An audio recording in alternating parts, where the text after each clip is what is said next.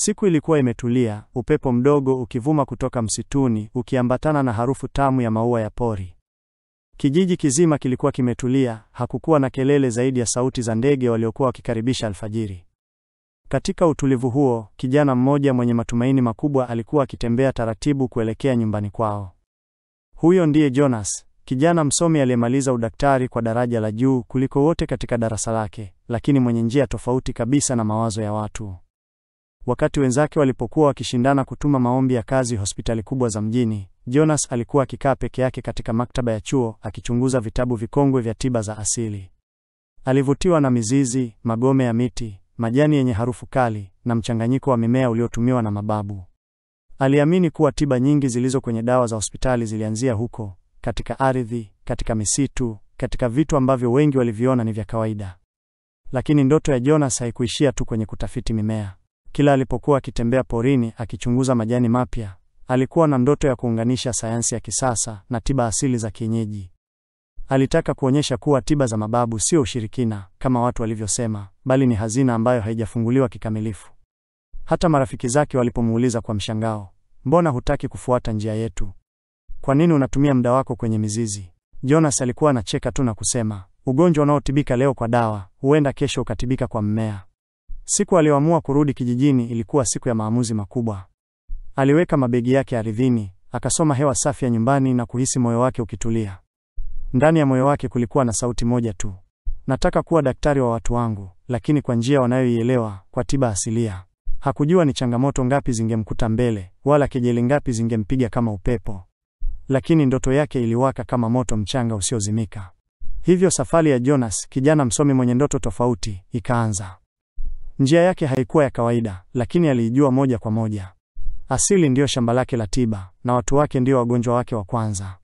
Alipowasili kijijini, habari zilienea kwa kasi kama upepo wa masika.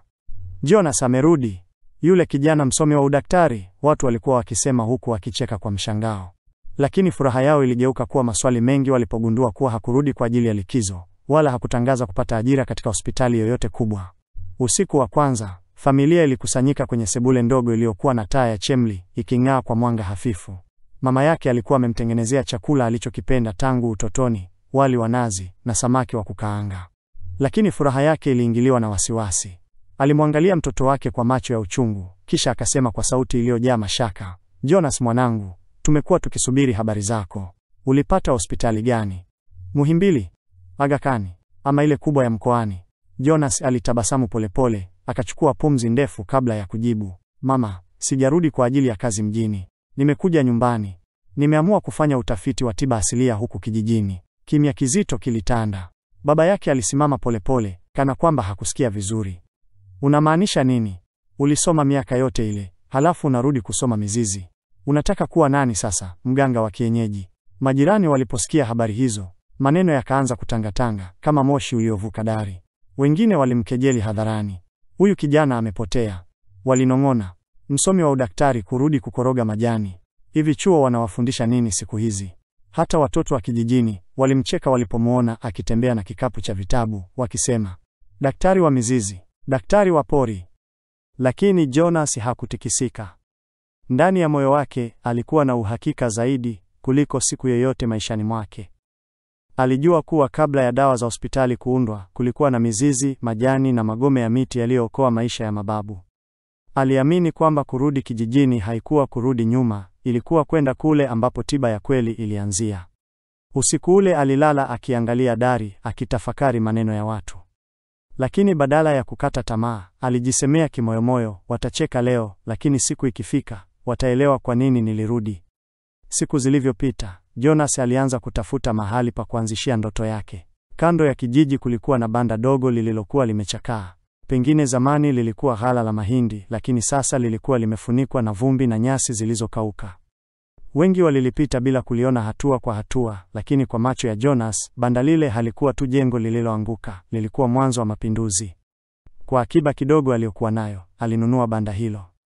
Kisha akajitosa kulikarabati mwenyewe. Kila siku asubuhi mapema kabla hata ya jogoo kuwika, Jonas alikuwa tayari ameshika nyundo, mchoro wa mpango wake ameuacha sakafuni, akipiga misumari kwa bidii.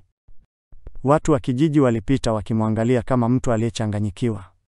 Daktari wa mizizi anajengea mizimu yake, baadhi walinong'ona, lakini Jonas hakujali. Baada ya wiki kadhaa, banda ambalo lilikuwa la zamani likageuka kitu kipya. Sakafu aliisawazisha, ukuta akaupaka rangi safi ya maji. Mbele akaweka kibao kilichokuwa kimeandikwa Kituo cha Utafiti na Tiba Asilia DKT, Jonas Mlanzi. Ndani, kituo chake kilikuwa tofauti na watu walivyotarajia. Palikuwa na meza ya kitaalamu ya kufanya vipimo vidogo, mizani ya kupimia uzito wa dawa, vifaa vya kupima mapigo ya moyo, na hata mashine ndogo ya kusafisha vifaa kwa mvuke. Pembeni, kulikuwa na rafu za glasi zilizojaa mitungi midogo ya majani yaliyokauka, mizizi iliyosafishwa, mafuta ya asili, na asali ya msitu aliyokuwa akinunua kwa wawindaji wenye uzoefu. Watu walipokuja kumtembelea, wakafikiri watakuta nyumba ya mganga wa kienyeji, lakini walipoona vifaa vya kisasa, walizidi kuchanganyikiwa. Mara hii anatuchanganya, waliambia wenzao. Ni mganga au daktari? Hata hivyo, badala ya kuvutiwa, wengi walibeza. Anapoteza muda wake, walipiga kelele baadhi. Hakuna mtu atakayekuja kutibiwa kwa majani wakati kuna hospitali. Wengine walimuona kama mtu aliyepotea njia baada ya kusoma sana. Lakini Jonas aliendelea bila kurudi nyuma. Kila usiku alipoketi ndani ya kituo chake kipya, akipanga vifaa na kuandika majaribio yake ya mimea, moyo wake ulijaa matumaini. Alijua watu hawamuelewi sasa, lakini aliapa kuwa siku si nyingi, kituo hicho kitakuwa mahali ambapo maisha ya watu yataokolewa. Kituo cha Jonas kilipoanza kusikika kijijini, hali haikuwa kama alivyotarajia. Badala ya watu kuvutiwa na ubunifu wake, walimgeukia kwa kejeli. Kila alipopita barabarani, macho ya watu yalikuwa yakimfuata kama mtu aliyepotea njia. Siku moja, wazee wa kijiji walikaa chini ya mti mkubwa mkuyu, mahali walipokutana kila jioni kubadilishana hadithi na masimulizi. Alipokatiza mbele yao, akielekea polini kukusanya majani ya utafiti, mmoja wa wazee alicheka kwa sauti kubwa bila hata kuficha dharau. Huyu kijana msomi, akasema, ameenda chuo miaka yote kurudi kunywa mizizi. Haya ndiyo maendeleo aliyoyatafuta mjini. Wengine wakamfuata kwa maneno yao ya kashfa. Zamani mganga alikuwa mzee mwenye kibuyu na ngozi ya fisi, mwingine akatania, lakini sasa tuna mganga aliyesoma udaktari. Tumeona mambo mapya. Kicheko kikazidi. Jonas alijaribu kupita kimya, lakini maneno hayo yalimaliza utulivu wake wa ndani. Alihisi moyo wake ukimchoma, lakini hakutaka mtu ajue. Katika kijiji kingine, vijana walikuwa wakipita kwa makundi wakicheka. Walipomuona, walipaza sauti. Daktari wa kisasa, lakini dawa za kienyeji. Huyu lazima amechanganyikiwa. Anataka kutumia mizizi kutibu malaria. Hiyo ni kazi ya hospitali, si ya misitu. Wengine walimwiga, wakionyesha jinsi wanavyodhani anatengeneza dawa. Unachukua jani, unaliosha kwenye kijiko, halafu unampa mgonjwa. Nani atapona hapo? Wakasema wakimkejeli hadharani. Kila neno lilikuwa kama jiwe dogo linalopigwa kwenye moyo wake. Lakini badala ya kumvunja, lilimjengea ukinzani wa ndani. Jonas aliamua kutotoka nyumbani kila mara bila sababu. Aliendelea kutumia muda wake mwingi ndani ya kituo chake, akiandika matokeo ya majaribio, akichanganya mimea kwa usahihi wa kisayansi, na kufanya hesabu ambazo wengi hawangeweza hata kuelewa. Usiku mmoja, alipokuwa akifungua dirisha dogo la ofisi yake, alisikia sauti za vijana nje wakisema, huyu jamaa anasubiri nani aje kutibiwa? Hata panya hawatamwamini. Jonas alifumba macho, akavuta pumzi ndefu. Watacheka sana, alijiambia kimoyomoyo, lakini siku nitakayofanikiwa, hawa watakuja wakilia kwa msaada. Na hapo usiku, moshi mdogo ulitoka kwenye taa yake ya mafuta, ukiashiria kuwa bado hawezi kukata tamaa. Ndoto yake bado ilikuwa hai, hata kama ulimwengu mzima umeamua kuibeza. Licha ya maneno mazito aliyokuwa akipokea kila siku, Jonas hakuwahi kuacha kuamka mapema. Mara nyingi kabla hata ya jua kuchomoza, tayari alikuwa ndani ya kituo chake akiandaa vifaa vya majaribio. Meza yake ilikuwa imejaa daftari lenye mahesabu, pakiti za glavu, vijiko maalum vya kupimia, na mitungi yenye majani aliyokuwa ameikusanya kutoka misituni. Kila dawa aliyotengeneza, aliipima kwa umakini wa hali ya juu. Alikuwa anaanza kwa kusafisha mizizi, kisha kuivunja vipande vidogo vidogo kwa kutumia mwamba laini. Baada ya hapo aliichuja mara kadhaa katika maji ya uvuguvugu hadi kuongeza uthabiti wake. Hakuwa mganga anayetumia kubahatisha, alikuwa daktari mtafiti anayejua kiwango, sumu, na usalama wa kila mmea aliogusa. Mara kwa mara alifanya majaribio kwenye maabara ndogo aliyoitengeneza mwenyewe. Akipima pH, akichunguza rangi ya mchanganyiko, na hata kupima uwezo wake wa kupambana na vimelea kupitia vipimo vidogo alivyotengeneza kwa ubunifu. Hata kama hakukuwa na watu wengi wanaomwamini, Jonas alijua kitu kimoja: tiba nzuri haina haraka, inahitaji maarifa na subira. Siku moja mama yake aliingia kwa taratibu ndani ya kituo, akimkuta ameinama juu ya meza, macho yakichoka, lakini moyo ukiwaka. "Jonas, kwa nini hujichukui kupumzika?" aliuliza kwa wasiwasi. Jonas akatazama macho ya mama yake, akatabasamu kwa upole. "Mama, ukiona mtu anafanya kitu anachoamini, usimzuie. Ndoto haijengwi kwa siku moja." Maneno hayo yalimgusa mama yake. Hata kama hakuamini sana tiba za mizizi, aliiona bidii ya mwanae, bidii ambayo haikuwa ya kawaida. Kila jioni baada ya kazi, Jonas alikaa nje ya kituo chake akitazama kijiji. Mara nyingi aliona wale waliomcheka wakipita wakimpuuza. Lakini badala ya kuumia, aliwafikiria siku ambayo watarudi kwa hatua ndogondogo, wakiwa wamechoka, dhaifu na bila matumaini, wakimwomba msaada. Alijua siku hiyo ingefika. Hivyo aliendelea kutengeneza dawa zake kwa uangalifu, akiandika kila hatua. Aliona mbali kuliko wengine. Kila jani alilolichunguza, kila mchanganyiko aliyoutengeneza, lilikuwa daraja la kumpeleka kwenye ushindi ambao kijiji kizima hakikuwahi kufikiria ungewezekana. Katika moyo wake hakukuwa na nafasi ya kukata tamaa. Ndoto yake ilimlinda kama ngao, na aliamini wataelewa, hata kama si leo basi kesho. Miezi michache baada ya Jonas kuanzisha kituo chake cha tiba asilia, kijiji kilipitia mabadiliko yasiyotarajiwa. Mchana mmoja jua lilikuwa kali, lakini barabara zilionekana tulivu kuliko kawaida. Watoto hawakukimbia kama walivyozoea, vikundi vya wazee havikuwa nje ya baraza la mkuyu, na hata sauti za akina mama zikisaga nafaka zilikuwa chache mno. Kwa mara ya kwanza, kijiji kilionekana kama kimezimwa. Habari zilianza kuenea taratibu. Watu wengi walilalamika kushindwa kupumua vizuri, uchovu usio wa kawaida, miili kuwashwa, na vipele vikubwa vikijitokeza usoni na shingoni. Mwanzo, watu walizani ni mafua ya msimu, lakini baada ya siku 2, hali ilibadilika kabisa. Zahanati ya kijiji ilijaa kupita kawaida. Wagonjwa walilazwa hadi kwenye korido, wengine wakilala chini kwa sababu vitanda vilijaa. Muuguzi mkuu, Mama Nuru, alikuwa akihangaika huku jasho likimtoka. Alikuwa akitoa dawa za hospitali, vidonge, sindano na dawa za kupunguza maumivu, lakini wagonjwa hawakuonyesha nafuu yoyote. Wengine walizidiwa hadi walipoteza fahamu, wengine wakipumua kwa shida mithili ya mtu anayezama majini. Hofu ikaanza kutanda. Wazee walihofia pengine ni laana, vijana wakasema ni ugonjwa mpya uliotoka mjini, na wengine walianza kuhofia kwamba huenda maji ya mto yamechafuliwa. Usiku mmoja, mlango wa kituo cha Jonas uligongwa kwa nguvu. Alipofungua alikuta kijana mmoja akishika kifua, akihema kwa tabu. "Daktari, tafadhali, tusaidie, dawa za hospitali hazifanyi kazi," kijana huyo alisema kwa sauti dhaifu. Jonas alishtuka. "Kijiji kizima kina hali hii?" aliuliza akiwa amezidiwa na hofu. Kijana akainama kichwa. "Karibu kila nyumba.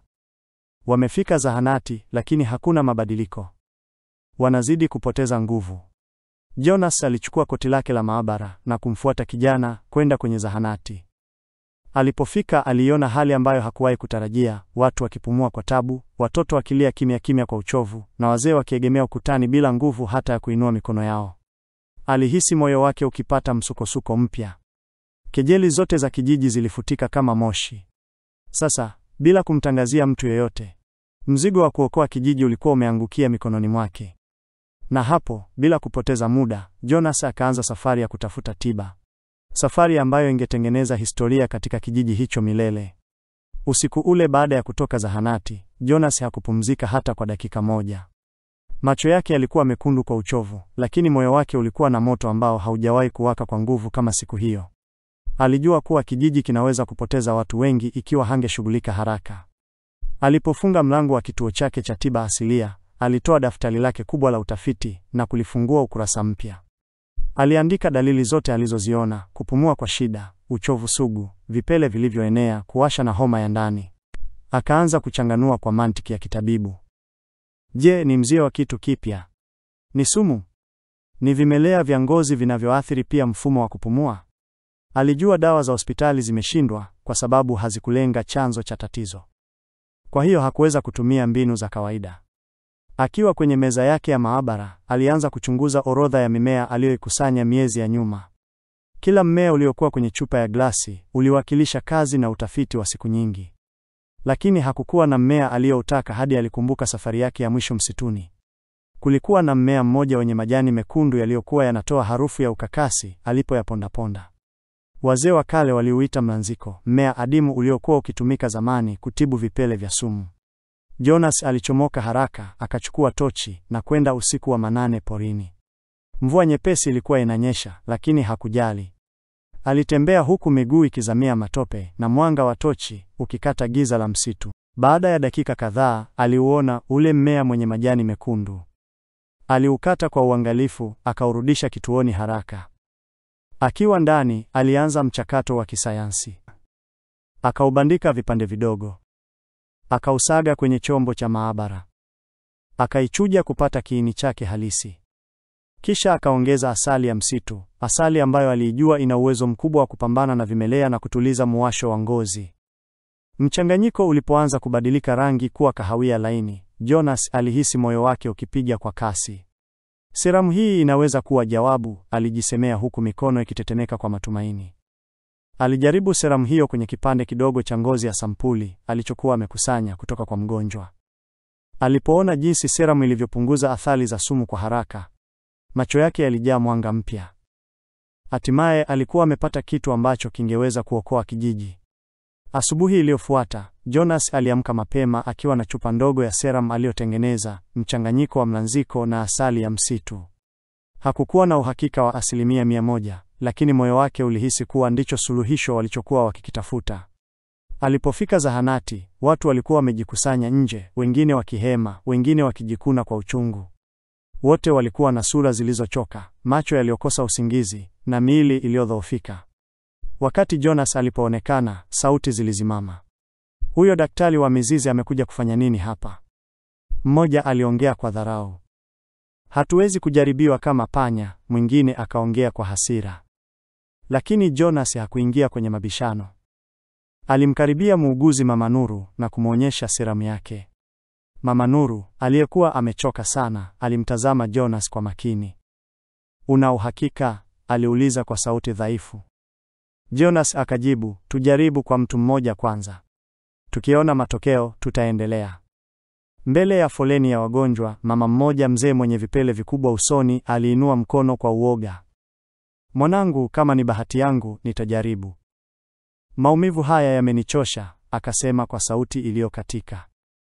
Jonas alimfanyia vipimo vya haraka, halafu akampaka serum hiyo kwenye sehemu zilizoathirika na kumpa kijiko kidogo cha mchanganyiko kwa kunywa. Alimuomba akae hapo hapo zahanatini kwa uangalizi. Siku ya kwanza haikuwa na mabadiliko makubwa, lakini siku ya pili alianza kupumua vizuri zaidi. Siku ya tatu, vipele vilianza kupungua na kuwasha ikapungua sana. Wiki moja ilipopita, mama yule alitembea mwenye nguvu mpya, ngozi yake ikiwa imetulia, makovu yakipona, na pumzi yake ikiwa nyepesi kama mtu aliyepata uzima upya. Habari zilipofika kijijini, zililipuka kama moto kwenye nyasi kavu. Yule mganga wa kisasa ametibu kweli. Serum yake inafanya kazi. Wengine walienda hospitali hawakupona, lakini kwake wanafanikiwa. Watu wakaacha woga wao. Walianza kumiminika kwenye kituo cha Jonas, wazee, vijana, wazazi, watoto, hata wale waliomcheka zaidi ya wote walijipenyeza kimya kimya. Jonas aliwakaribisha wote bila chuki. Kila mgonjwa aliyeonja serum yake alianza kupata nafuu kwa kasi, ambayo ilikuwa imewashangaza hata wauguzi wa zahanati. Mara ya kwanza tangu aanze safari yake, kijiji kilianza kumwangalia Jonas kwa macho tofauti, macho ya heshima, shukrani na matumaini. Kijiji kilichokuwa kinamcheka sasa kilianza kuona kuwa huenda kijana huyu ndiye aliyeletwa kuwakomboa. Habari za miujiza ya tiba ya Jonas zilifika mbali kuliko alivyowahi kudhani. Kila alipokuwa akihudumia mtu, simulizi la uponyaji lilisafiri kwa kasi kuliko upepo wa jioni wa kijijini. Hatimaye, taarifa zilimfikia mganga mkuu wa wilaya, ambaye alishtuka kusikia kuwa kuna kijana ambaye tiba yake ya mimea ilikuwa ikifanya kazi zaidi ya dawa walizokuwa wanatumia hospitalini. Siku moja asubuhi, wakati Jonas akichanganya mafuta ya asili na seramu yake kwenye chungu cha maabara yake ndogo, magari mawili meupe ya serikali yakaja kwa kasi taratibu lakini kwa uthabiti, yakasimama mbele ya kituo chake. Mlango ukafunguliwa na kundi la madaktari 4 wakiwa wamevaa makoti meupe na vitambulisho vya serikali wakashuka. Wanawake waliokuwa kwenye foleni ya matibabu walipiga kelele za mshangao, wengine wakizani labda walikuja kumkamata. Lakini Jonas alisimama imara, akiwa na utulivu wa mtu anayejua hana kosa. Alipowakaribisha, mmoja wa madaktari akasema kwa sauti ya mamlaka, "Tunataka kuona tiba unayotumia. Kijiji hiki kinasema unaponya wagonjwa ambao tumeshindwa kuwatibu. Tunahitaji ushahidi." Jonas hakusita. Aliwaonyesha kila kitu, majaribio aliyokuwa ameandika kwenye daftari, michoro ya vimelea vya ngozi alivyopima kwa darubini, na hata mchanganyiko wa serum yenye harufu ya mizizi na asali. Madaktari hao walishangazwa na kiwango cha utafiti na nidhamu ya kitaaluma aliyotumia, tofauti kabisa na dhana zao za awali. Wakaamua kuwachunguza wagonjwa aliowatibu. Wote bila isipokuwa walikuwa kwenye hali nzuri ya afya. Wengine walikuwa wanatembea vizuri, wengine walikuwa wamepona vipele, na wale wenye matatizo ya kupumua walikuwa wanaongea kwa nguvu mpya. Baada ya uchunguzi wa saa kadhaa, mkuu wa msafara akamgeukia Jonas na kusema kwa unyenyekevu ambao madaktari wachache huonyesha, "Kijana, kazi yako ni mageuzi. Hii si tiba ya kienyeji, hii ni sayansi ya asili. Serikali itakupa kibali rasmi cha kufanya utafiti. Kuanzia leo, unaitwa daktari wa mageuzi ya tiba asilia." Watu wa kijiji wakapiga makofi, wengine wakalia kwa furaha. Jonas akainua macho juu, akitabasamu taratibu.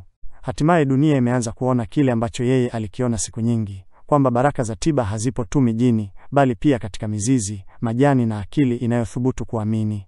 Hali ya kijiji ilikuwa tofauti kabisa sasa. Sauti za kejeli na dhihaka zilifutika kama moshi wa moto mdogo. Wale waliokuwa wakimcheka Jonas walikuwa wametulia, macho yao yakiwa na hofu na heshima. Walipofika mbele yake, baadhi walilia kimya, wengine wakidogo midomo kwa aibu. "Mwanae msamehe," mmoja wa wazee alisema, macho yake yakijaza unyenyekevu.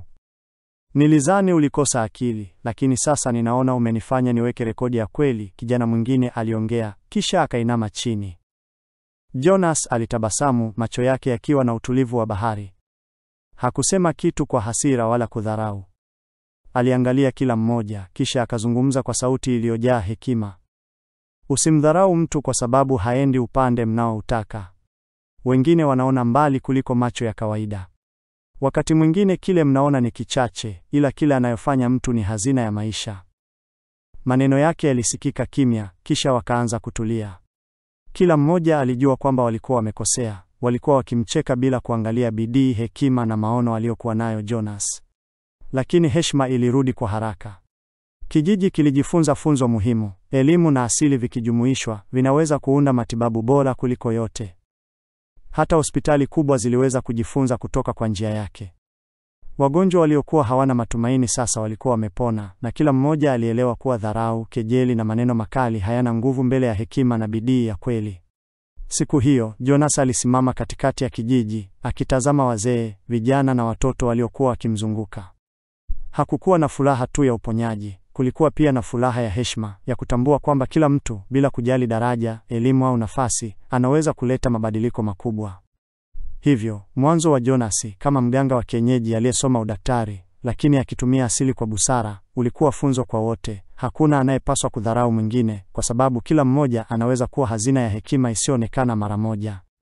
Kijiji kiliendelea kusherekea, lakini sasa kwa heshima, si kejeli. Wagonjwa waliopona walirudi kwenye maisha yao, wakimshukuru Jonas kila siku, na kizazi kilichofuata kilijifunza kuwa tiba haiwezi kupimwa kwa maneno ya dhihaka, bali kwa matokeo ya ujuzi na moyo wa dhati. Jonas alijua safari yake haikuishia hapo, lakini kwa sasa, kijiji kilikuwa salama, wagonjwa wakiwa wamelia shukrani, na heshima ilikuwa imerudi kwa aliyefanya jambo sahihi.